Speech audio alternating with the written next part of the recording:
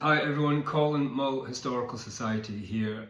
Welcome back to Bookends preview number 3.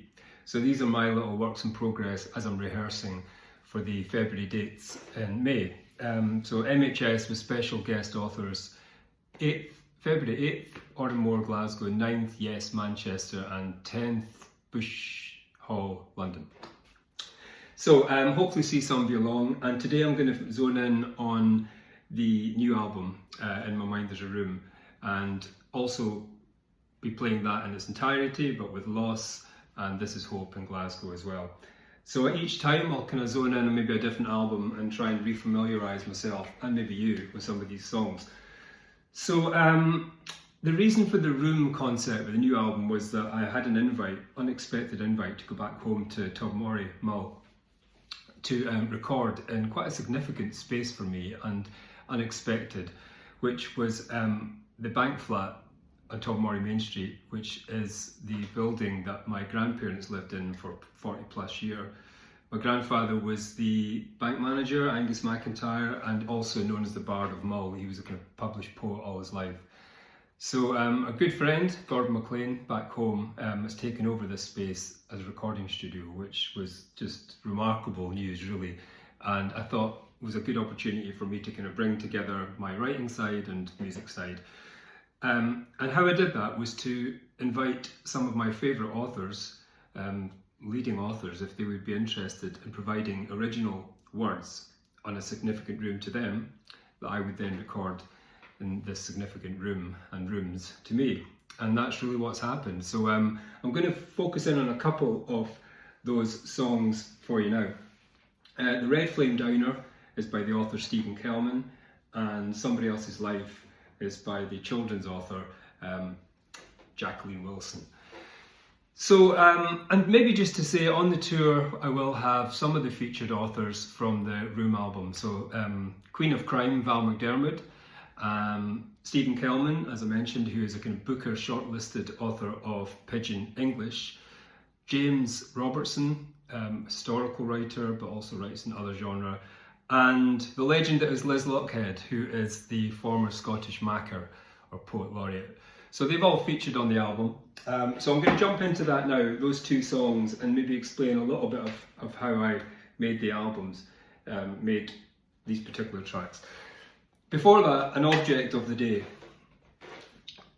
This is the first time I ever encountered the words or the organisation that is Mull Historical Society. Hopefully you can see that. Their AGM was taking place in the Aris Hall. So this is in the window of the Aris Hall, Tobermory, which is the first venue, the venue I grew up performing in. And yeah, pretty quickly wrote the song, stole the name, and the rest is, there you go. So moving on to today's tunes, I suppose in a nutshell what I asked the authors is, could I be Elton, different glasses I know, to their Bernie? So some of you will know that Elton John has, over his entire career, collaborated with the lyricist Bernie Taupin. And I've always done my words and music myself, so it's been really refreshing to collaborate and kind of experiencing other people's words and stories. So I'm guessing Elton gets Bernie's words typed up like this, plonks them on the piano, and then decides where they go melodically, tempo-wise, genre-wise. So Stephen Kelman's words were titled The Red Flame Downer, and Stephen goes to this diner every year in New York because he went to New York with his wife, to get married, and after they got married they went to this diner, and so every year since the return to the diner. And I just thought Stephen's storytelling was so evocative and it was a real joy to put to words, or to music should I say. Keep forgetting I'm Elton. I wish. Okay, Red Flame Downer. The New York skyline, and you told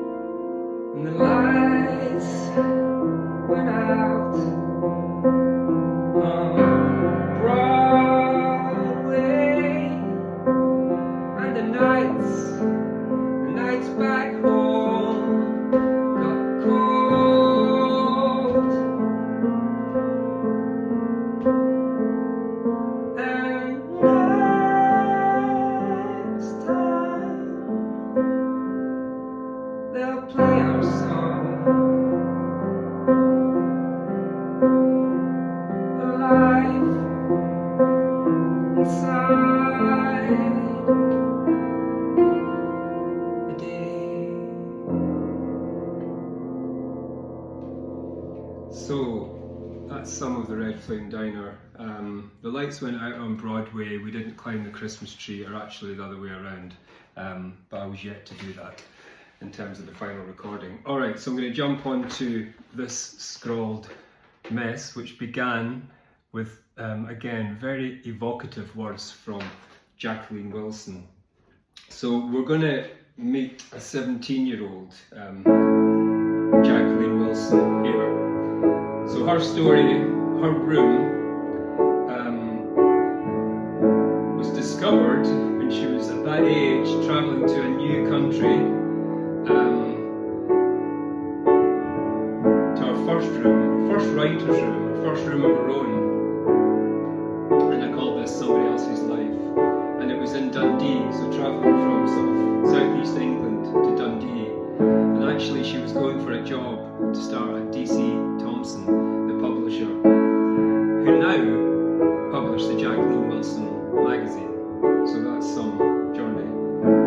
This song got me at least one brownie point with my daughters.